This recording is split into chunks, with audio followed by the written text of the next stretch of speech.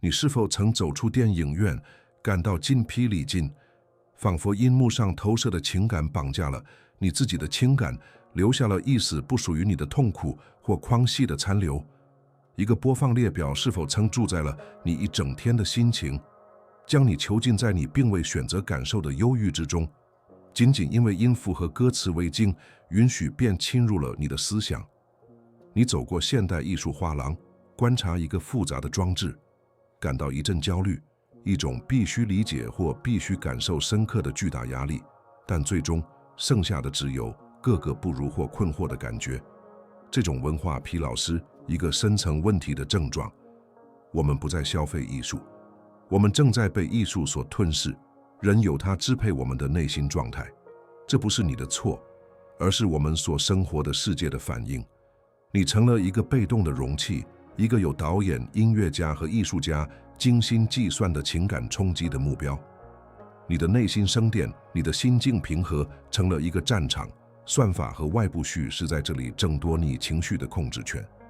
艺术本应是灵魂的镜子和智慧的源泉，却变成了有一个窃取你住境的盗贼，在你本意混乱和不堪重复的头脑中，增加了有一种噪音。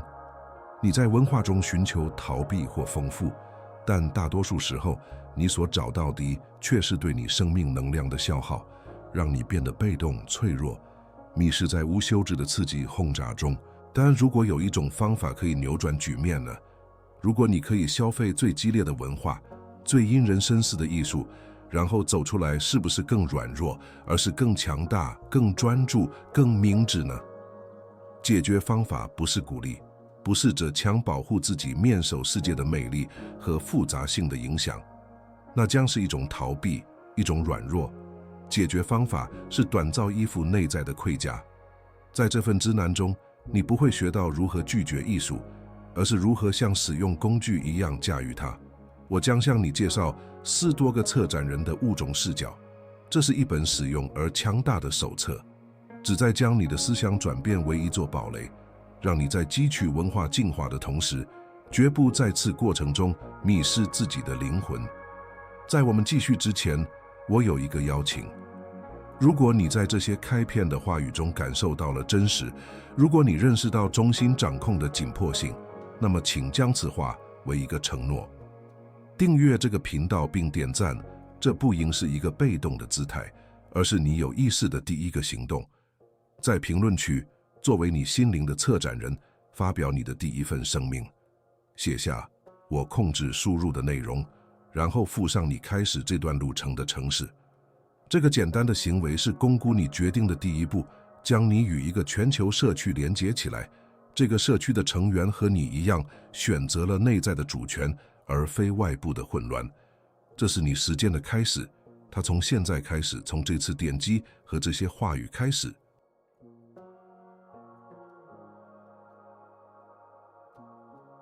我们用来建造这座内在堡垒的工具并不新鲜，事实上，它是在战场上，在罗马权力的走廊里，以及在古希腊的哲学学派中锻造出来的。我们谈论的是4多个主义，但请忘记那些没有情感的大胡子老人的形象，把4多个主义想象成一种内部处理机制，一个为人类心智设计的操作系统，转为在极端压力下运行而设计。它不是要压抑你的感受，而是要理解你为什么会有这种感受，并有意识地选择你的回应。这是在飓风眼中保持平静的艺术，而在我们的语境中，现代艺术往往就是那长治在动摇你的情感、思想和挑衅的飓风。我们的关键转变就在这里发生，这个战略性的中心定位改变了一切。从这一刻起，你不再是艺术的单纯消费者，而是你感知的策展人。你将不再仅仅是看一部电影，你将把它作为观察人性的练习，一个研究美的与恶习的安全实验室。你将不再只是听一首歌然后随波逐流，你将把它作为校准你内在反应的练习，学会在感受情绪的同时不被其奴役。艺术从你住进的敌人变成了你最强大的盟友，你灵魂的健身房。每一件作品都是一个用来加强你自控力的新器械。这种方法并非现代发明，它根植于最古老的智慧之中。斯多葛派哲学家艾比克泰的一位从努力成为罗马最具影响力的思想家之一，给了我们这次转变的总钥匙。他教导我们，困扰我们的不是时间本身，而是我们对时间的判断。艺术作品、绘画、电影、歌曲，只是一个外部事件，它是中立的，它似乎引起的情感洪流，实际上是你解读、你判断的产物。理解了这一点，你就获得了一股巨大的力量。你学会在刺激和反应之间插入一个停顿，就在那个空间，在那一刹那，存在着你的自由和你的平静。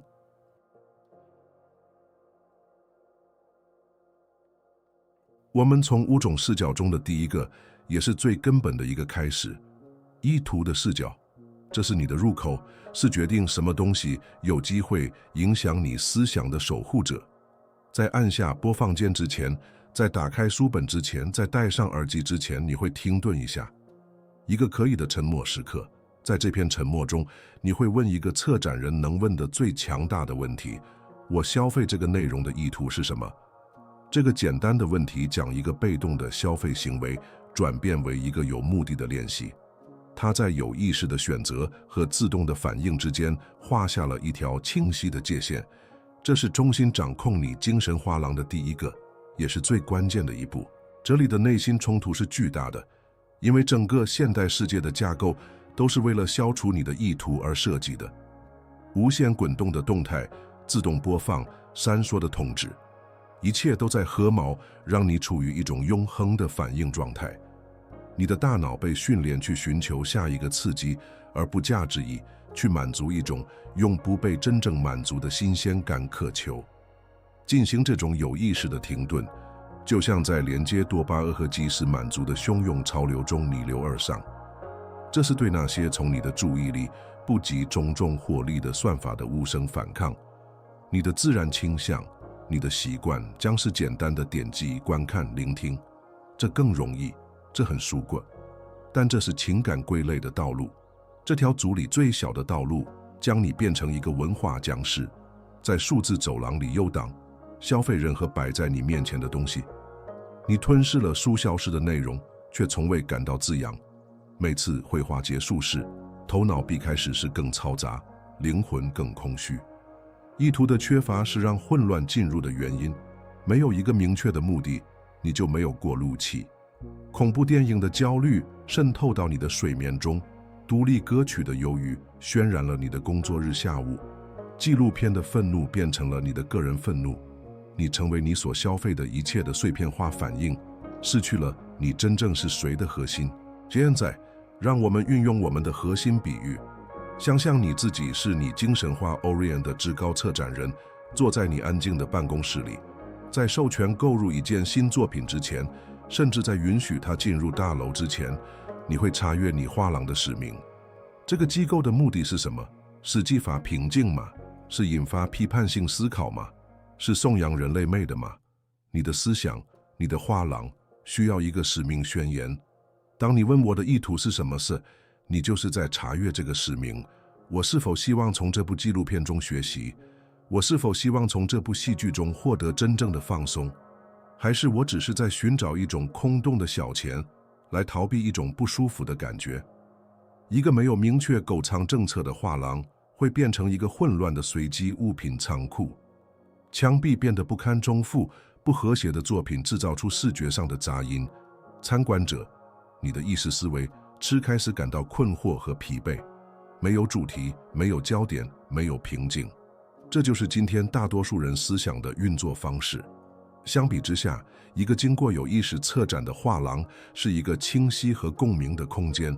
每一件作品都是有目的地被选择的，每个展厅都有一个主题。这种体验是连贯的、丰富的、注定的。即使作品具有挑战性，你的意图就是你的购藏政策，它确保只有正确的作品才能通过大门。这种时间并不意味着你只能消费它严肃或者教育性的内容。意图可以很简单，比如放松30分钟，不去想工作。重要的是行为背后的意识。如果意图是放松，你会选择一个真正服务于此目的的作品，而不是跳进一个最终让你更焦虑的视频图自动。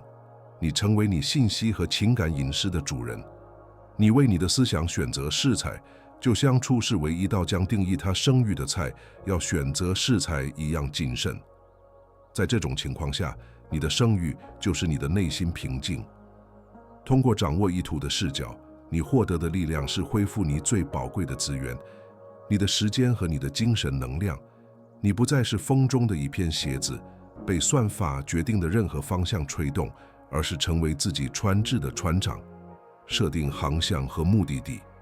每一次媒体消费的选择都成为建造你内在暴力的砖块，而不是向你自己的城墙投掷的石头。你学到，真正的力量不在于消费更多，而在于消费得更好、更有智慧，并带着一个服务与你注定的坚定不移的目的。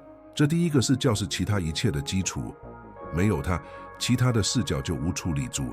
实践它是自我掌控的第一个伟大行为。这是你看着涌向你的信息洪流，并以一种从容的冷静说：“不，我决定是要可以进入。我决定为什么。”这是你内心只会策战人的觉醒。这是外部噪音对你内部注境的保证终结的开始。拥抱这种时间，你就已经赢得了争取你精神主权之战的一半。既然你已经有意识地选择了将要进入你画廊的作品，现在是时候应用第二种视角了，抽丝观察的视角。这是你的斯多哥派感知训练，在古希腊被称为 Fantasia Cataleptica。这个练习在于学会将原始时间与你自动投射器上的判断分吃开来。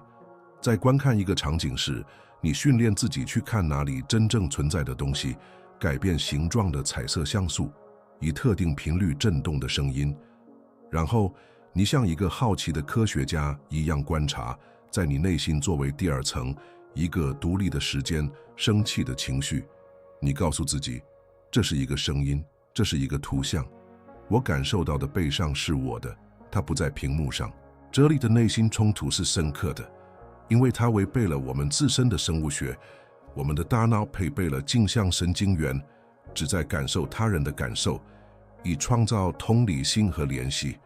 我们被编程为沉浸在故事中，感受英雄爱的那一圈，为女主角的失落而哭泣。这就是艺术如此强大的原因。然而，40多个美学家寻求的不是消除这种联系，而是主宰它。他寻求的是能够连接而不被捕获，感受而不被掩昧的能力。你思想的自然倾向是将刺激和反应融合成一个不可分割的单一体验，让艺术的情感完全绑架你。被一个故事绑架，可能在瞬间是愉快的，但它让你变得脆弱。你把你内心城堡的钥匙交给了导演、编剧、音乐家，他们在1、2、3个小时内成为你情绪的主人。当作品结束时，你往往无法立即拿回钥匙。梁颂片的焦虑持续存在，屏幕上不公的愤怒转化为你日常生活中的疑虑。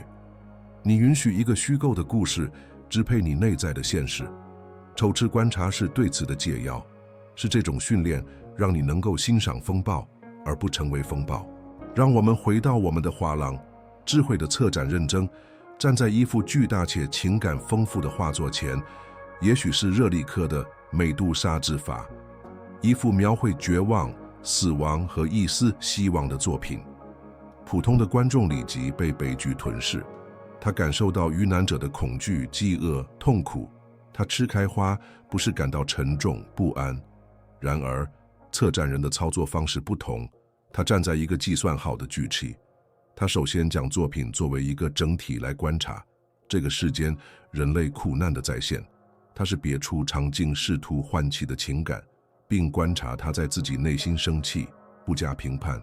然后他走近并分析其组成部分。他不仅仅看到绝望，他看到了热力科比红的天才。他分析了金字塔形的构图，明暗对笔法的使用以创造戏剧性，以及身体以解剖学精度渲染的方式。他将艺术家的技巧，外部可观察的与他自己的情感反应，内部客观里的分持开来。他欣赏用来产生情感的技术，但因为他意识到了这个机制，他不会成为他的受害者。他能够欣赏作品的深度，而不沉溺其中。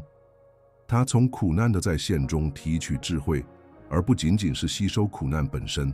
这种联系随着时间的推移，会在你所看到的和你所感受到的之间创造一个精神上的空间。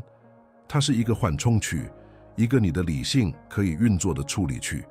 你看到一个角色做出一个可怕的决定，你不再仅仅感到愤怒，而是思考、有趣。编剧用这个人物互先来阐释基督的恶习，看着如何导致他的毁灭。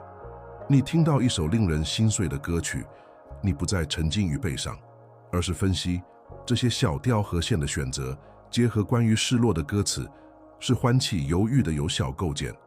你成为影响艺术的鉴赏家，而不仅仅是一个被影响的主题。你从抽丝观察的视角中获得的力量是泰然自若，这是能够见证艺术中最伟大的悲剧和最 exuberant 的欢乐，同时保持你内心冲新的能力。你不会变得冷漠或无动于衷，相反，你变得能够欣赏更厌烦的艺术，包括困难和挑战性的作品，因为你知道你的内心平静不会受到威胁。你的城堡时间不可摧的，你可以打开大门让艺术进来，观察它，从中学习，然后让它启开，而它永远不会轰击宝座。这就是至高观察者的力量，它可以走过艺术情感的火焰而毫发无损，甚至可能因此而变得更强大，因为他理解火焰的本质，知道它不必被烧伤也能欣赏它的温暖和光芒。他从情感中学习而不被气着宰。这第二个是将对你自己反应的权威归还给你，将每一次文化体验从对你平静的钱，在风险转变为加强你人心和智慧的确定机会。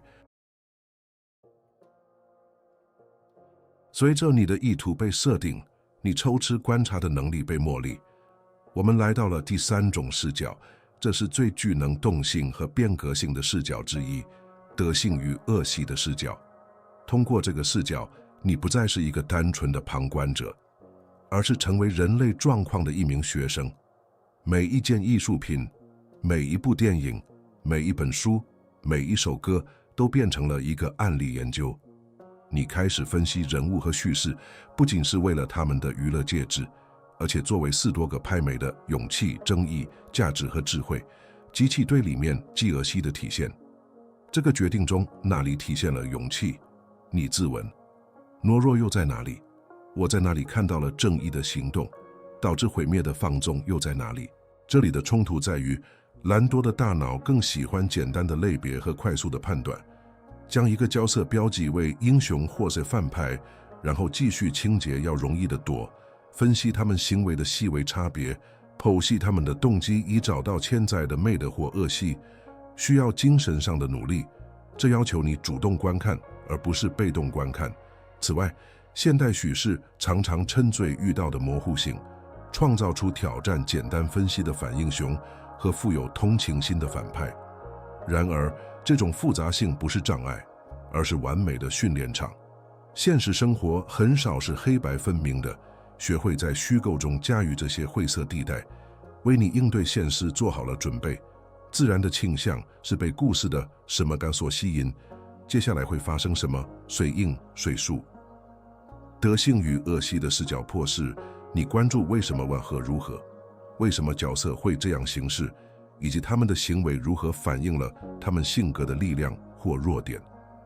没有这个视角，你可能会因为一个角色的财富或权力而钦佩他，但有了它，你开始评估他真正的财富，他的政治。艺术不再是一系列事件，而是依附道德选择的马赛克，每一个选择都有其后果，为那些愿意仔细观察的人提供了一场教训的盛宴。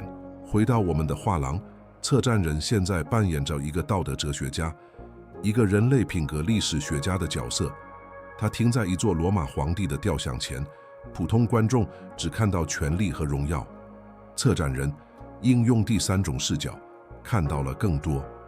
他分析姿态，这里有自信，这可能是美德、自信或恶系、傲慢。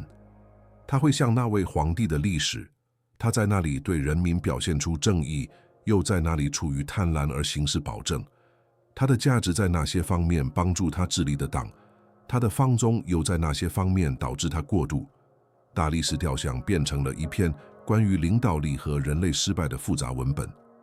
他一步到另一个展厅，看到一幅描绘家庭场景的画作，一家人在餐桌旁，普通观众看到一幅愉快的画面，智慧的策展人进行调查，他观察人物之间的互动，母亲倾听儿子的方式中是否有耐心，一种美德；父亲忽略所有人，沉浸在自己思绪中的方式中是否有自私，一种恶习。每一个场景，无论多么宏大或平凡，都成了人类灵魂在行动中的立体模型。整个画廊从一个魅力物品的集合，变成了一部生动的时间伦理学百科全书，其中每一件作品都是一个章节，每一个细节都是一堂课。通过持续应用这个视角，你开始建立一个关于良好和不良品格范例的庞大心智目录。你在一部电影中看到一个角色处于懦弱而傻的小黄如何演变成一场灾难，这加强了你自己时间成事的决心。你在一部小说中读到某人即使在无人注视的情况下也做正确事情的默默勇气，这激发了你自己的政治。艺术成为你沉默的导师，你应对生活道德困境的飞行模拟器，让你能够从他人的错误和成功中学习，而无需自己付出代价。你从德性与恶习的视角中获得的力量是时间智慧，你判断品格的能力，对他人的以及更重要的对自己的变得异常敏锐。你学会识别导致幸福和毁灭的行为模式。虚构远非逃避现实，而是成为你更深入理解现实的最有效工具之一。你不仅仅是被故事娱乐，你从中提取原则，为自己构建一个更好、更有德性的生活。这种时间将文化消费提升到最高的哲学联系之一。这是塞涅卡建议的直接事实，即我们应该将线下时间视为学习如何生活的机会。画在艺术品上的每一个小时，都成为画在自我完善上的一个小时。你不仅仅是你思想的策展人，你积极地成为自己品格的雕刻家，用人类最优秀以及最糟糕的代表作为你的凿子和锤子。一个简短的消息，对于那些真正致力于这段路程，并希望深入研究建立坚不可摧心之工具的人，我创建了一个特别的播放列表，它叫做内在堡垒，汇集了关于记录、专注和哲学在日常生活中的实际应用的最有力的视频。把它看作你作为策展人训练的下一步，这是对那些人针对待转变的人的邀请。连接在描述中，不要把它看作是更多的内容，而应看作是你将用来巩固我们今天所学课程的军械库。现在回到我们的手册。随着你对品格分析的敏锐，我们来到了第4种视角，它处理艺术的情感残留无常的视角。这个视角是你练习不支招，它基于4多个主义和现实本身的一个基本真理：一切都是短暂的。故事有结局，音乐会结束，画作留在墙上，但你面对它时的体验是瞬间的。无常的视角教你不要只招于艺术引起的狂喜或痛苦，你用它来练习充分感受，然后完全放手的艺术。内心的冲突是显而易见且强大的，我们是会自找的生物。当一件艺术品让我们振奋，当一部电影让我们感到强大、被爱或被深刻理解时，我们的本能是抓住那种感觉不放，我们希望那种感觉永远持续下去。同样，当一件作品让我们不安、让我们焦虑或被丧失，我们倾向于反复思考那种感觉，在脑海中重演那些场景，让负面情绪在我们内心扎根。在这2种情况下，我们都允许一个短暂的体验，在它结束后很长一段时间内支配我们的内心状态。这种制造与情感残留的倾向是我们当下平静的最大窃贼之一。你看了一部鼓舞人心的电影，然后一整天都感到惧，因为你的现实生活看起来不那么英雄。你听了一首关于试炼的歌曲，然后让一种认为的犹豫会掉一个本该美好的下午。无常的视角挑战，你将艺术的情感视为天空飘过的云彩，你观察它们，欣赏它们的形状和颜色，承认它们的存在，但你以绝对的确定性知道它们会过去，而你则像天空一样烟阔稳定，不受干扰。在我们的画廊里，智慧的策展人现在正在处理一个临时展览，一批无解的杰作从另一家博物馆借来，只展出3个月。业余的策展人可能会爱谈，知道这些令人难以置信的作品将会离开，他可能会只着于他们的存在，害怕墙壁再次变空的那一天。但我们的4多个策展人行为不同，他以更大的强度欣赏这些作品的魅力，恰恰因为他知道他们是无常的。他研究他们，向他们学习，每天吸收他们的才华。他不会浪费他们存在的任何一刻，但也不会为他们即将吃开而感到焦虑。他明白展览的本质是暂时的。当那一天到来，作品被小心地装向云走时，他不会感到空虚或失落。他为有机会体验过他们而感到感激。他知道他的画廊，他的基本结构依然存在。他的内心平静是永久收藏。有艺术引发的情感是巡回展览。他欢迎他们，向他们学习，然后毫无执照地释放他们。这是应用于每一次文化体验的深刻时间。在一部激动人心的电影结束时，与其让肾上腺素或悲伤跟你走出影院，你可以做一个有意识的停顿，深呼吸，然后对自己说：故事结束了，这次体验很有价值。现在我是放它回到当下。你可以对一首歌做同样的事情，在它播放时欣赏它的魅力，感受它所唤起的情感。当寂静回归时，与它一同回归寂静，不惜带起情感的回声。你将艺术情感视为客人，而不是永久居民。你从无常的视角中获得的力量是情感自由，这是能够体验艺术所能提供的全部情感范围，从喜悦的顶峰到悲伤的深渊，而不会让其中任何一种永久的使你失衡的能力。你成为情感世界的旅行者，而不是囚徒。你学会了放手的艺术，这是实现着静生活最关键的技能之一。你从大多数人所经历的情感过山车中解放出来，他们的情绪被他们消费的故事泡上泡下。通过掌握这个视角，你会发现你可以感受得更深刻，而不是更少。对被一种情绪压到的恐惧，常常是我们会比它。但是，当你知道你可以放走任何情绪时，你就变得无所畏惧。你可以让自己感受屏幕上悲剧的悲伤，因为你知道它不会让你崩溃。你可以让自己感受幸福结局的狂喜，因为你知道你不需要只着于它才能快乐。你的幸福来自内心，来自你稳定的城堡，而不是投射在墙上的短暂阴影。最后，我们来到了第5个，也是最后一个视角。这是我们作为策展人所有工作的顶点，化为基友的视角。这一步将消极的欣赏转变为积极的转变。化为基友，在4多个派 oikosis 的意义上，意味着将外部的东西拿来并使之成为你自己的，将其整合到你的存在中。在艺术体验结束后，在你用锯齿观察它，分析了它的美的并释放了它的情感之后，你问一个最后且关键的问题：这里面有什么我可以用来成为一个更好的人？我可以将什么教训融入我的生活哲学？剩下的你有意识地丢弃。这里最大的冲突是惯性。现代思维的模式是消费，然后继续前进。电影一结束，手机就打开了；音乐一结束，下一首就开始了。我们生活在一个用无止境的消费循环中，没有留下消化、反思的空间。停下来反思，并可以提取一个教训，是一种与我们即使满足文化各个不如的努力。简单的寻找下一个刺激，比做功课整合我们刚刚体验到的东西要容易得多。这就像吃饭和真正吸收其营养之间的区别。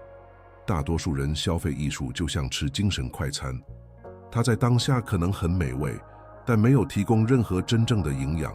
从长远来看，甚至可能有害。他们吃开体验适合进来是一模一样，也许只是头脑里多了一点噪音。华为基友的视角是将这顿饭转化为灵魂营养的行为，这是将娱乐转化为智慧，将像素和声音转化为你生活道德准则的炼金过程。没有这最后一步，整个策展练习就有可能变成只是一种品级的智力分析。让我们来到我们画廊的最后一幕。一天结束了，参观者已经吃开，灯光已经调暗，职高的策展人没有马上回家，他慢慢地走过寂静的展厅，或者坐在他的办公室里，周围是参考书。这是他化为己有的时刻，他反思白天观察过的作品，他有一本日记，一本策展人笔记本，他记下了一个关于一座雕塑中人性表现的观察，这是他以前没有注意到的。这个人物尽管在大历史上有裂缝，却依然听力，这是压力下尊严的隐喻。我明天如何将这种尊严应用于我工作中面临的挑战？他想到一幅描绘混乱和不和的画，他没有把混乱的感觉带回家，相反，他把它提取为一个教训。那个场景的混乱构图提醒我在自己生活中秩序的重要性，这是一个整理我的桌子、组织我的思想的提醒。他正在积极地过滤内容，他吸取智慧、灵感、美德的教训，他有意识地丢弃其余的、过度的清洁居、武断的暴力、廉洁的多愁善感。他像一个套进者，筛选成吨的历史，以找到那些微小但珍贵的尽块。这个写日记或静默反思的过程不必很长，一部电影结束后可能只需要5分钟。3个简单的问题：我看到了什么？我学到了关于人性、美德或恶习的什么？我明天如何在我生活中运用这个教训，无论多么微小？持续这样做会创造一个积极的反馈循环。你从艺术中提取的智慧越多，你对消费什么艺术就越有选择性。你的精神画廊不仅变得更有条理，而且策展人本人，你也每天变得更明智、更强大、更有德行。你从华为基友的视角中获得的力量是自我转变本身。这是斯多葛主义的最终目标，不仅仅是思考哲学，而是活出你的哲学。艺术不再是你生活中的装饰，而是你灵魂的建筑材料。你完成了这个循环，从被动的消费者转变为有意识的策展人，最终成为你自己存在的建筑师。每一件艺术品都成为你个人成长的潜在催化剂。你不再只是看着艺术，你正在用艺术将自己雕刻成你渴望成为的杰作。你最终成为斯多葛美学家，至高的观察者，一个一见定不移的主境，走在文化世界中的冷静和洞察力的人物。你欣赏美丽，理解悲剧，分析复杂性，但你的内心城堡保持完整，因为每一次经历都是气更加坚固。你从艺术中提取智慧和美德，而不是让艺术提取你的能量和你的平静。这就是成为你内心画廊真正主人的力量。艺术不再吞噬你，你以智慧和目的消费它，以成为比以前更优秀的人。穿越5个视角的旅程到此结束，但你作为心灵策展人的时间才刚刚开始。你已经获得了工具、地图和哲学，来改变你与文化的关系，并因此改变与自己的关系。如果这份知难与你对坚定不移的内心平静的追求产生了共鸣，请丰盈这一刻，留下你的赞，不是作为一个算法，而是作为对你新生活手册的认可印章。订阅这个频道不是为了关注有一个创作者，而是为了继续你的训练，确保你的内在堡垒得到不断的加固。这不是一个视频的结束，这是你作为至高观察者新身份的入会仪式。现在，让我们来到最后的时间场——评论区。这是你作为策展人的第一个公开行动。不要留下随意的评论，而是发表一个公估今天最重要课程的声明。满怀信年底写下：“我的诸境是我的杰作。”让这些话语成为一个宣言，一个不断提醒你正在保护什么的备忘录。为了与完成这段路程的有纪律的头脑社区建立联系，请加上这句话：我看到了最后。这不是为了我，是为了你们。这是一个信号，让你找到其他人真对待这次训练的人，从而创建一个致力于自我经痛的个人圈子。最后，考虑分享的行为。你是否认识某个感到精疲力竭、焦虑，被我们开头描述的文化轰炸所吞噬的人？某个你所爱的，正在因现代世界的混乱而失去内心平静的人？不要把这些工具留给自己。真正的智者不积累知识，他把它分发到需要的地方。分享这个视频不仅仅是一次点击，这是一种服务行为，这是向另一个人伸出援手，向他们提供你现在拥有的同一份地图，成为仍在风暴中航行的人的灯塔，帮助建立一个拥有更多策展人而非归类的世界。你的旅程现在也是为了激励他人的旅程。